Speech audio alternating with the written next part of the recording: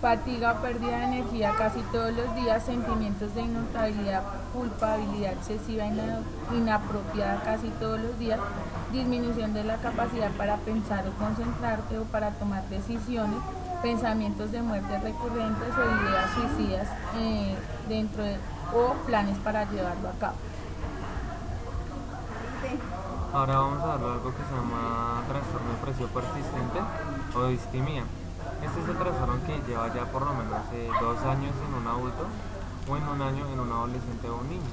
Eso es como lo mínimo que tiene que durar para que uno diagnostique la distimia. Los síntomas causan malestar clínicamente significativo o deterioro social, laboral, en otras áreas importantes del funcionamiento. El episodio no se puede atribuir a efectos fisiológicos de una sustancia o a otra afección médica. El criterio AIC es un episodio de depresión mayor. El episodio de depresión mayor no se explica mejor por un trastorno esquizofrénico o trastorno psicótico y nunca ha presentado un episodio maníaco o hipomaníaco. La otra es la presencia durante la depresión de dos o más síntomas siguientes, que ya los habíamos mencionado en la depresión mayor. Son estos mismos. Aquí continuamos con el criterio de depresión mayor. Puede estar presente. Hay una alteración que no explica por un episodio esquizofrénico. Los síntomas no se pueden atribuir a otra causa médica y los síntomas son con deterioro significativo. Ahora vamos a ver los fármacos que los va a decir mi compañero. Bueno, los vamos a clasificar según el funcionamiento de esto. Entonces están los inhibidores de la recaptación de serotonina que actúan directamente en las células nerviosas por los impulsos nerviosos que pasamos. Entonces estos bloquean esa recaptación del neurotransmisor en el cerebro y hacen que cambie el equilibrio de la serotonina para ayudar a las células del cerebro a que envíen y reciban esos mensajes bioquímicos. Entonces por esto los pacientes tienen los recambios de ánimo porque no hay los impulsos nerviosos ni se pasa a través de las células los mensajeros bioquímicos que deben ser normales en estos pacientes. Entre esas tenemos la fluoxetina, la sertralina, la fluoxamida, el citalopram y la paroxetina. Los efectos adversos más importantes son náuseas, vómitos, anorexia, constipación, fatiga, cefalea, insomnio, parestesias, nerviosismo, aumento de peso y mialgia. En estos medicamentos podemos decir que todos, a medida del uso de estos medicamentos, nos pueden hacer que tengamos intentos suicidas y lleguemos a lograrnos suicidar por los efectos secundarios de estos medicamentos. Tenemos los tricíclicos y tetracíclicos que actúan bloqueando los receptores postsinápticos de diferentes neurotransmisores como la histamina, la dopamina, la acetilcolina, la serotonina y la norepinefrina, y inhibiendo la recaptación de esos neurotransmisores. Entonces hacen igual que no podamos tener nuestros sentimientos acordes a lo que pensamos. Entre estos tenemos la mitriptilina, la butriptilina, la decipromina, la clopidogrel, la excitina, amoxicilina, nortriptilina, y esto nos tiene como efectos secundarios palpitaciones, taquicardia ventricular, hipertensión arterial, hipotensión ortostática, infarto del miocardio, insuficiencia cardíaca congestiva y derrame cerebral. Por eso en estos pacientes tenemos que estar pendientes de los cambios que tengan física y emocionalmente o que vayan perdiendo su estado de conciencia, porque querría decir que están haciendo un derrame cerebral.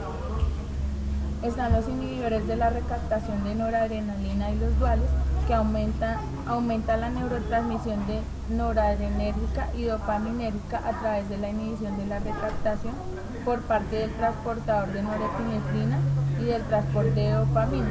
Esto implica una liberación presináptica de noradrenalina y dopamina. Entre estos está la roxetina, bupropión,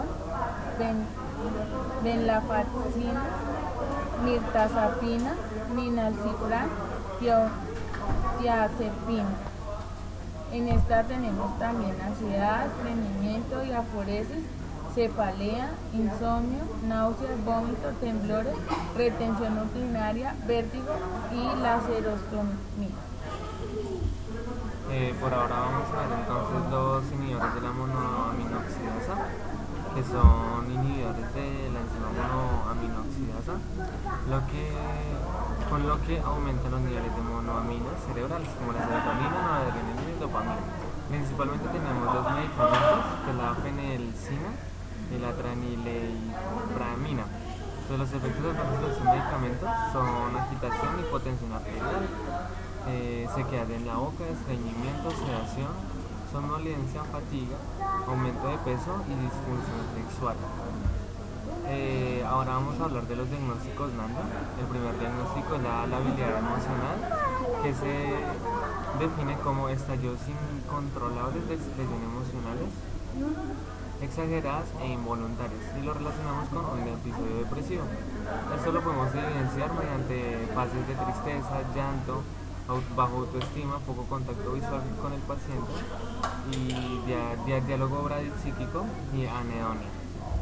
Y el otro diagnóstico es desesperanza, que se define como un estado subjetivo en el que la persona percibe poca o ninguna alternativa o elecciones personales y es incapaz de movilizar la energía en su propio provecho. Se relaciona con una depresión mayor y la evidenciamos con una conducta negativa, agitación, cambio súbito de apetito y pensamiento suicida.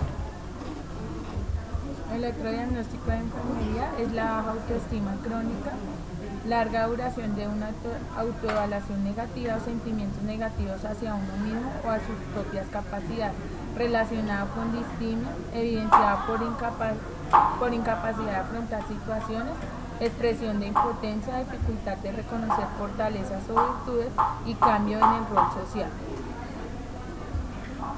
Las intervenciones de enfermería tenemos el manejo farmacológico, control del estado de ánimo, apoyo emocional, ayuda al autocuidado, técnicas de relajación, potenciaciones de roles y autoestima. En las técnicas de relajación tenemos que tener en cuenta el estado y cada paciente que se maneja de diferente manera. Educar al paciente sobre el horario de los medicamentos, sobre el funcionamiento de los medicamentos, explicarle adecuadamente los efectos adversos y valorarlos cada día. Para esto tenemos que hacer conciencia al paciente de lo que es riesgo-beneficio para él, que aunque tenga muchos efectos adversos, a largo plazo va a tener un buen beneficio. El otro es el control de estado de ánimo. Entonces aquí tenemos que estar evaluando el ánimo del paciente, determinar si el paciente supone un riesgo para la seguridad de sí mismo en caso de que tenga ideación suicida, ajustar o interrumpir las medicaciones que pueden contribuir a las alteraciones del estado de ánimo. Hay que empezar a mirar qué medicamentos se pueden cambiar, vigilar el estado físico del paciente, el peso corporal e hidratación, ayudar al paciente a mantener el ciclo normal del sueño y vigilia, proporcionar oportunidades de actividad física y limitar el tiempo que se le permite al paciente para expresar los pensamientos negativos.